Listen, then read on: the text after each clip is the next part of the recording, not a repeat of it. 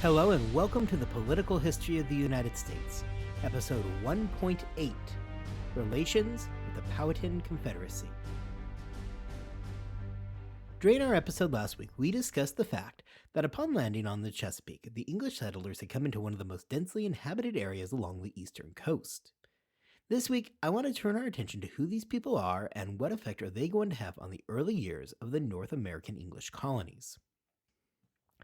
I would like to focus primarily on three questions as we move through this week. The first question is to answer who the Powhatan people were, what their lifestyle was like, and what they were hoping to achieve in their interactions with the English.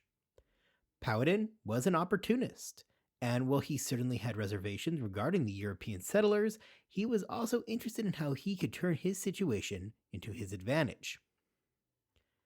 The second question this week is, what were the expectations of the English? Whereas Powhatan was seeking a way to turn the English people into his advantage, the English come with a much different outlook.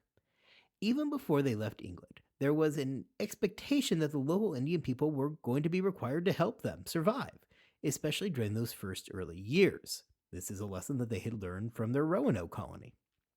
The advantage that the English sought to extract, therefore, is survival, both from starvation as well as from the danger posed by more hostile tribes.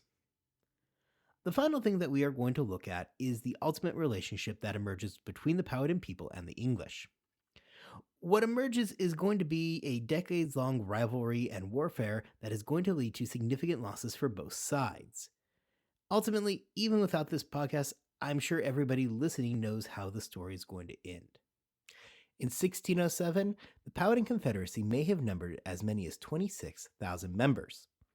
By 1669, there are just 2,000 people left in the remnants of what had once been this great confederacy. During that same period, the English see their numbers increase from the 104 original settlers to nearly 41,000 people.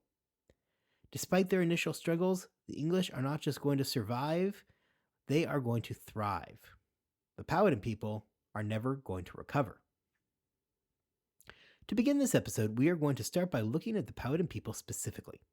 The Powhatan Confederacy was a group of approximately 32 tribes who came together under the rule of a paramount chief named, and I am so completely sorry for probably butchering this, Wahoo Seneca, whom the English are going to call Powhatan, and from this point forward, I will as well. Powhatan ruled his empire from a village along the York River. Specific numbers on how many members of the Powhatan tribes vary. However, the numbers I have found all generally fall between 14,000 and 26,000, with 24,000 being the most common population size that I come across. The Powhatan people shared a common Algonquian language. The tribes tended to live in small villages of typically about 300 people each, and these villages are going to be scattered throughout the entire Virginia area and generally consist of 20 to 30 buildings. The villages were almost always temporary as tribes maintained a largely nomadic lifestyle. After several years of farming the same plot, the nutrients in the soil would become exhausted, at which point the tribe would up and move to a new location. For the Powhatan tribes, life consisted of the following. During the spring, men would spend their time hunting and fishing. By the time summer had rolled around, efforts would switch to farming, with the main crops being beans and maize. With the fall rolling around, they would then again turn back towards hunting, with deer being the primary protein source. The women of the tribe would spend the fall searching out other edible items, such as roots, nuts, and berries. During the winter, the primary objective of the tribes was simply to survive. During the winter into the early spring, the tribes would subsist off the previous year's harvest. Unlike in European society, the idea of social status exempting one from work is not something that was present amongst the Powhatan people. Regardless of who you were or what your position in the tribe was, you worked. The division of labor instead fell strictly along gender lines. The downside of this for the local tribes is that they did experience periods of food shortages. In unexpectedly long winter, for instance, that pushed back the beginning of the spring hunting and harvest season could be particularly devastating, as food supplies were already going to be running low.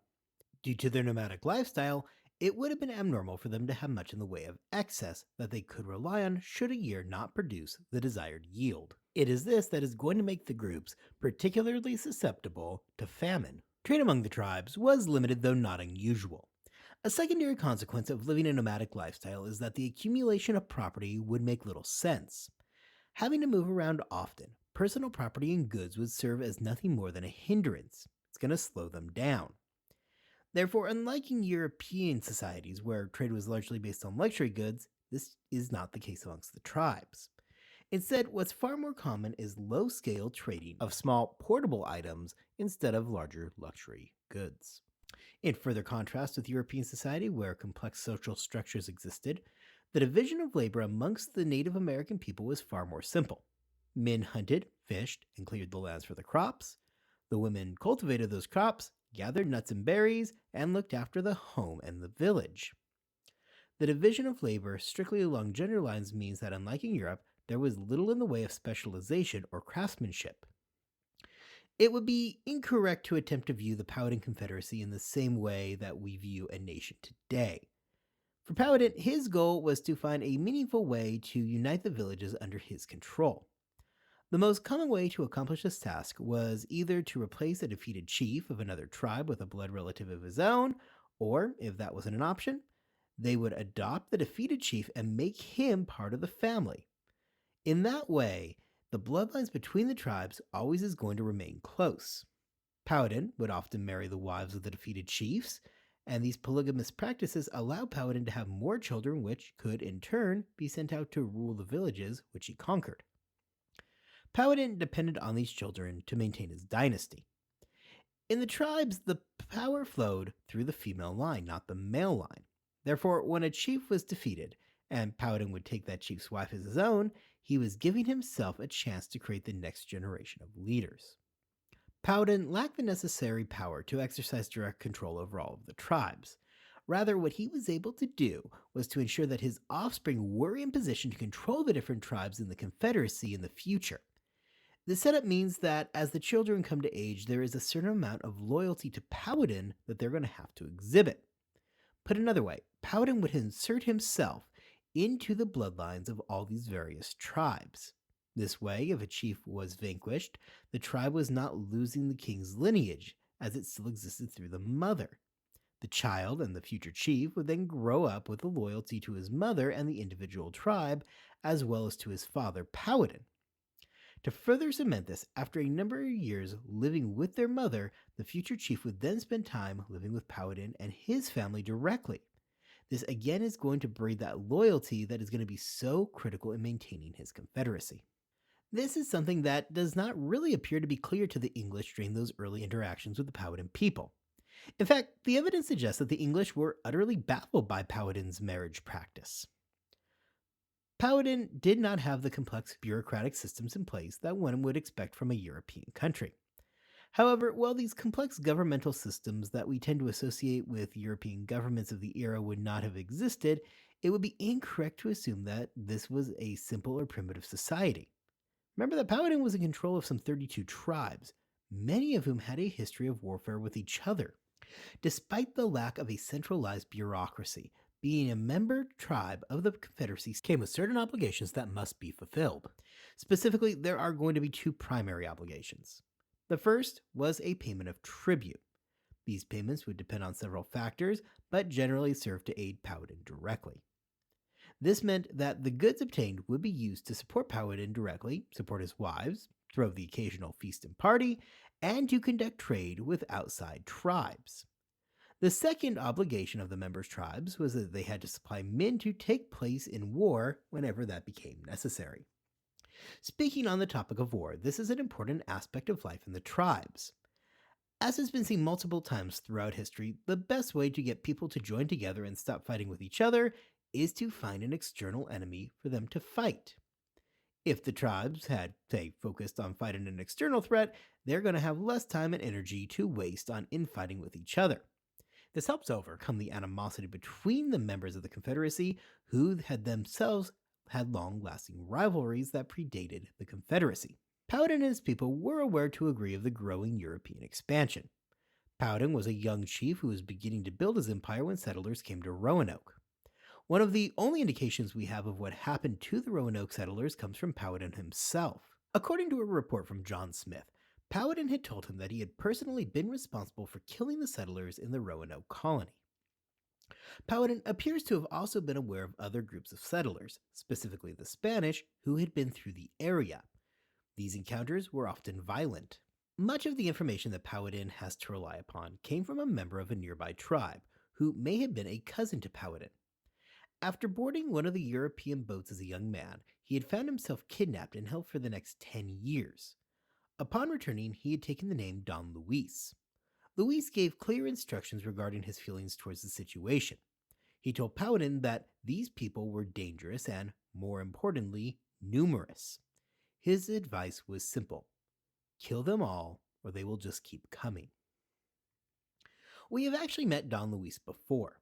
Back in an episode 1.6, when we were discussing the status of the Americas prior to the Jamestown colony, Don Luis made an appearance. If you recall, I had mentioned that there had been a group of Jesuits that had attempted to set up a mission along the Chesapeake. Things went south, however, when their guide led a surprise attack against them and slaughtered all of the adults. That guide was Don Luis. Throughout the remainder of his life, Don Luis would remain staunchly opposed to the European settlers. There is also the possibility that we are going to see Don Luis again before our story is finished. Following the death of Powhatan in 1618, the paramount chief of the Powhatan Confederacy becomes Opashankino, the younger brother of Powhatan. Now, there is a theory that Opashankino and Don Luis are in fact the same person. Admittedly, it does make for an interesting story, and there are some coincidences that suggest that there is at least a possibility of this. For example, Opashankino in Algonquian translates roughly to "He's whose soul is white." Both Opashankino and Don Luis proved to be decidedly against European colonization, and both men are going to have violent encounters with the colonists. There is already a good deal of evidence to suggest that Don Luis was directly related to Powhatan and Opashankino. They appear to have been as closely related as potentially first cousins. And finally, both men were going to be right about the same age. However, beyond this, all the evidence is conjecture at best.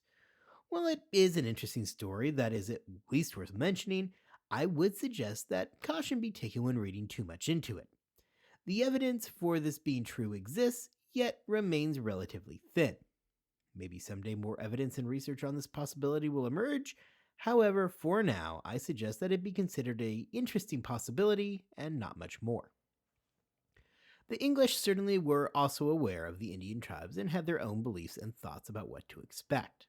We are only about 20 years past the Roanoke colony, and stories of hostile encounters with local tribes was something that the settlers were going to be aware of. However, the English are going to be in a position that, well, aware of the dangers, they also know that they are going to be dependent on those native populations for their survival, at least throughout the early years.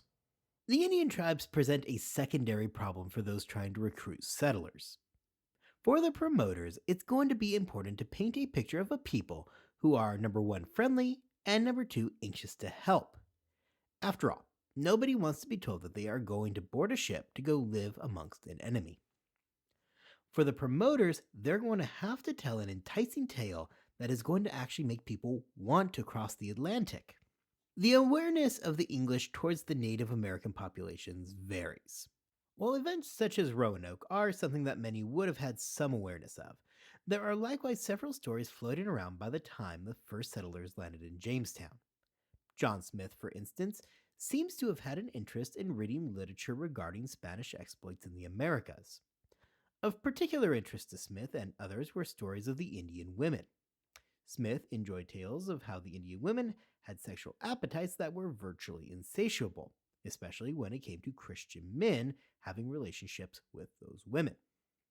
Specifically in regards to Virginia, Smith and others relied on Richard Hatlock's book, Principal Navigations, Voyages, Traffics, and Discovery of the English Nation. Hakluyt writes of the Indian women welcoming Englishmen with open arms, even if it came at the expense of the Indian men. These tales provide a semi-factual basis for the propaganda being put out there by the promoters of the Virginia Company. Nobody is going to want to hop on the boat and head to Virginia if they're hearing tales of starvation and death. Instead, the promoters were in a position where they were going to have to sell Virginia as a paradise. These writings painted a specific picture that was important to the promoters in trying to sell that paradise to the future colonists. Of course, beyond stories of the open nature of the Indian women and the friendly locals, there's much more pragmatic considerations that have to be taken into account. For those who actually make the trip across the Atlantic to the New World, simply waiting for the Indian women to greet them with open arms proved to be a woefully insufficient amount of forethought, especially as there had already been an established history of violence and hostility from the Virginia tribes. In light of the possibilities of hostile native tribes, the question therefore becomes, how are the English going to deal with it? The English understand that a wholesale conquering and removal of the Indians was not going to be possible, nor was it something that they really did actually want to undertake. The settlers know that a reliance upon the Indians was going to be a key component for their survival.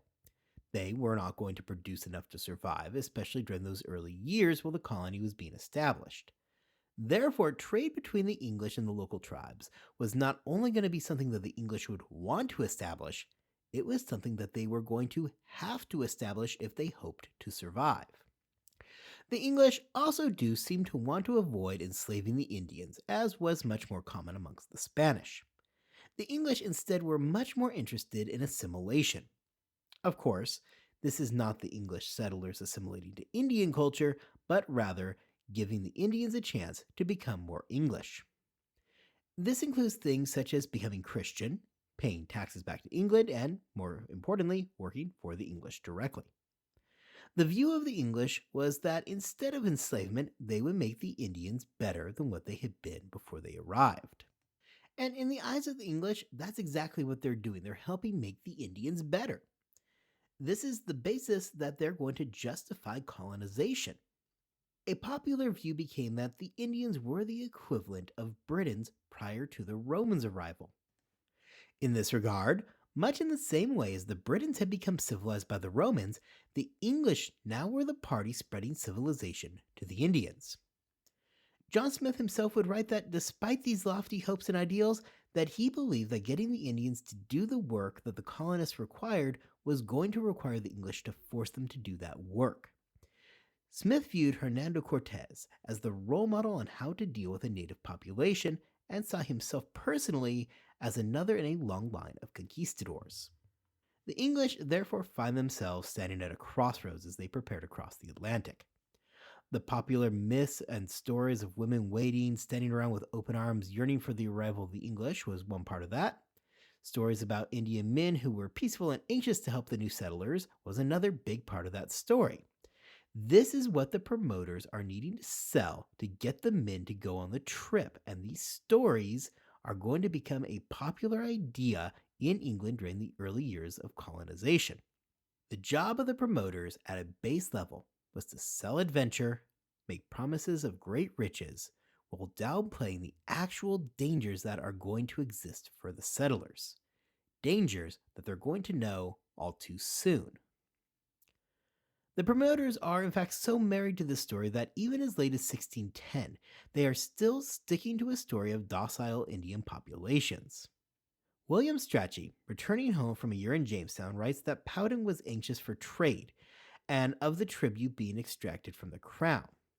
He writes that in their current state, the Indians are living in a miserable slavery, and that it is the English that will free them from this, bring them justice, and protect them from their enemies. The reality of the situation, however, is that, as we are going to discuss in a moment, the Indians gave a far less friendly greeting. For the English, while the stories would have been the reality that they had hoped to find, evidence suggests that, at a bare minimum, they probably had an idea that it was not actually the reality that they were going to find. By the time that 1607 had rolled around, information about Indian hostilities in Virginia already existed. Whether it is Roanoke or that Jesuit mission, the evidence was out there that these hostile tribes did exist. The English had, by and large, wanted to avoid some of the more brutal tactics of the Spanish. The English viewed their mission as just, as saving the Indians and bringing them civilization, not enslaving them or slaughtering them as many have believed that the Spanish had done. As time goes forward, however, the English hope to save the natives from the natives is going to be forced into the harsh reality of the situation. Powhatan never views the English as something that he wanted in his sphere. Well, he recognized the possible advantages of having the settlers. The chief policy of Powhatan was one of containment. Keep the English contained to the smallest possible area and stop them from spreading further. If Powhatan viewed the English as an isolated village, an outpost, the English viewed it as a launching board for something potentially much larger. During the first 2 decades following their arrival, the Indians and the English are going to clash repeatedly and violently. Both sides will see large number of casualties that will, of course, affect their future relations. To wrap this week up, I want to spend the rest of the episode looking specifically at the early encounters between the Powhatan people and the English. And while we are going to address several conflicts between the Powhatan and the English as we continue forward over the next few episodes, these first encounters are critical. It shows what happens when these two groups, with such vastly different goals and histories, come directly into conflict with one another. Few encounters between Indians and early colonists are as well known as that between Powhatan and John Smith. Of course, one of the reasons that this is so well remembered today is because of the Disney movie in the mid 1990s. However, while that was purely fictional, there is absolutely an encounter between John Smith and Powhatan that the movie was very, very, very loosely based on. Prior to that event, however, there are some early ominous signs that the relationship between the Indians and the English was going to be less welcoming than the English had hoped for. On the first day in Virginia, at least 2 colonists were wounded in attacks by native tribes. Evidence would suggest that these tribes were not members of the Powhatan Confederacy. Following the attack on June 14, 1607, 2 unarmed Indians came and spoke with the colonists and clued them in to which groups were hostile. The 2 Indians that approached were members of the Powhatan Confederacy. Now, it is of course possible that Powhatan may have actually also been behind the attacks. If Powhatan could make it appear that all local tribes, other than his tribes of course, were hostile, this is something that he may have thought he could use to his advantage. Throughout the spring and summer, the colonists were decimated by sickness and disease. Sick colonists mean that many of the necessary tasks were not completed, the crops were going to prove insufficient to support the colonists, and this was all going to lead into a wide world of starvation. This leaves the settlers with little choice than to attempt to get their food from Powhatan. Smith and 2 men went off and attempted to secure the necessary food. Smith in this role chose to follow the Chickahominy River. Smith successfully made the trip 3 times and, through good luck, managed to keep out of Powhatan's territory. During these trips, Smith had managed to trade for corn that the colonists desperately needed. The Indians who they were trading with were not members of the Powhatan Confederacy. These Indians typically sought the iron tools that the English had. The successful trade must have been an encouraging sign for those early settlers. They desperately needed the food that the Indians had, and they were trading for it at what would have been considered a relatively low price. Tools and beads were always going to be a much more tolerable price to pay than, say, the English having to provide things like weapons and armor. The problem, of course, is that Smith is relying primarily on luck and does not seem to have much of an idea or understanding of the geopolitical dynasties of the area he's exploring. Powhatan, aware that the English were trading with tribes outside of his control, and that must be something that brought serious concerns for him, wanted to go ahead and get control of the situation. The last thing he would really want is for the English to form an alliance with one of his enemies. This is something that could have posed a serious threat to everything that he had built. Powhatan tasked his brother, Opashankanau, with tracking down and intercepting Smith and his crew. Smith, again not knowing that geopolitical layout, ended up in territory that was controlled by the Powhatan. Opashankanau was in the correct position and attacked. During the attack, those accompanying Smith were promptly killed. Recognizing John Smith as their leader, however, his life was spared, at least temporarily. The story from this point is one of the most famous interactions between the Indians and the early colonists. Upon being taken to Powhatan, the chief quickly decided that Smith must die. Powhatan had a large stone pulled forward and ordered that Smith be dragged over to it. His head was placed on the stone. Powhatan took a large club, raised it high above his head with the intention to beat Smith's brains out. Pocahontas, watching from the crowd, was horrified at what was about to happen. As Powhatan began to get ready to swing the large club to kill Smith, the young Pocahontas raced forward and threw her body over John Smith's. Powhatan was so taken back by his daughter's love for John Smith that he decided to let Smith live. It's a famous story and one that Disney made into a movie. In that version, Pocahontas was portrayed as an older teenager, even possibly a young adult, who was deeply in love with Smith despite their obvious cultural divides. That version also contained a troublemaking though good-natured raccoon and a smug dog. What does the Disney version have in common with the story above? Both versions of the story I just told you are complete works of fiction. While it has become this highly romanticized tale, the evidence is against it taking place at all. The first and most glaring problem is that Pocahontas was only about 10 years old when these events occurred. Also troubling is the fact that John Smith didn't actually bother to mention any of this until he wrote about it in the General Histories of Virginia. For an event that seemed to be rather significant, it seems strange that Smith wouldn't even bother to mention it to anybody for 17 years after the event supposedly took place.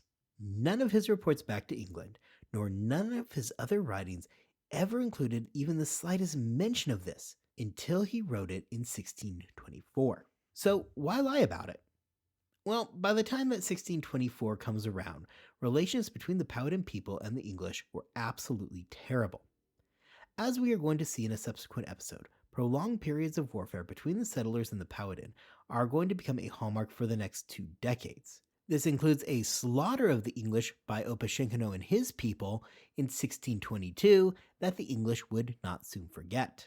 Pocahontas, however, is viewed differently.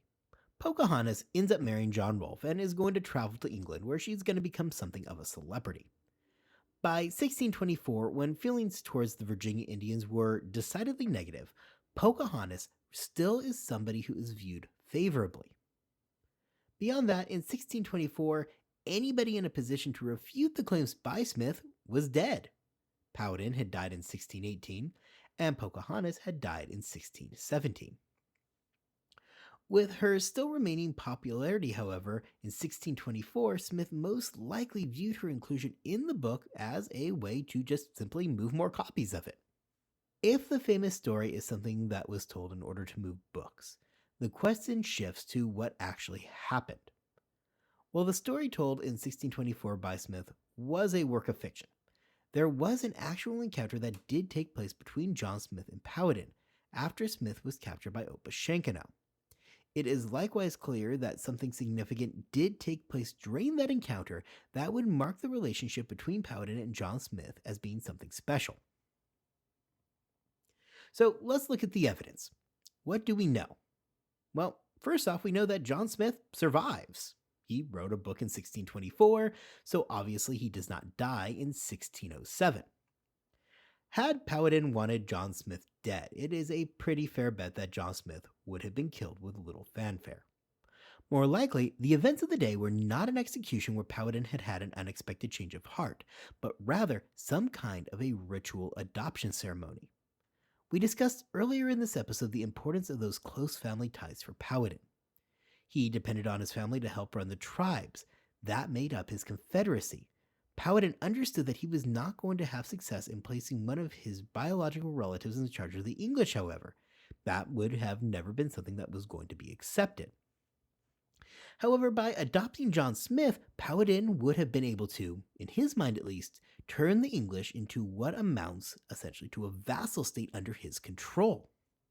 Powhatan wanted the metal tools that the English could make and agreed to offer them protection and food in exchange for these tools.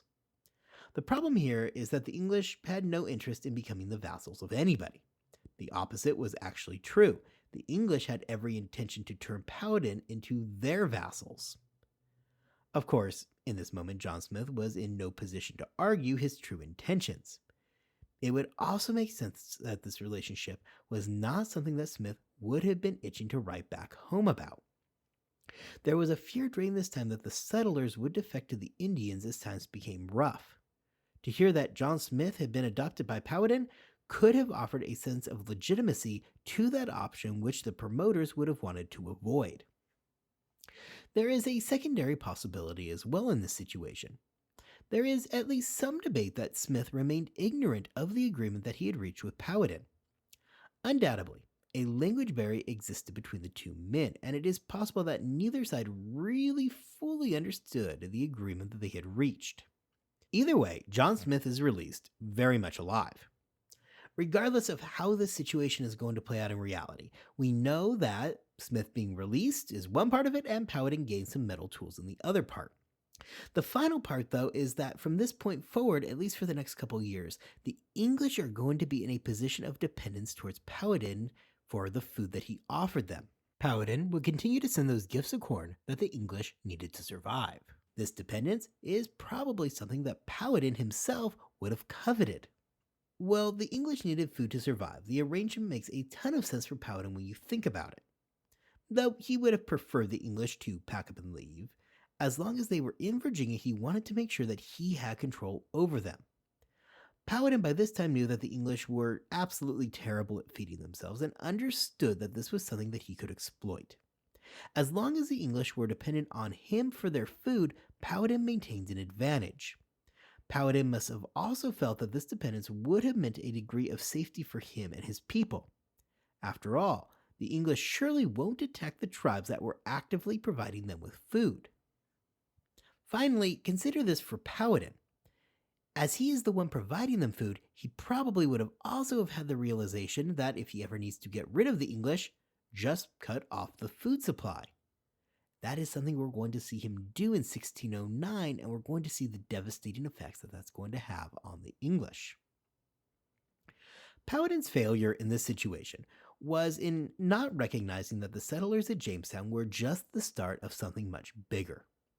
Jamestown was not going to be a single outpost that Powhatan could ever hope to contain.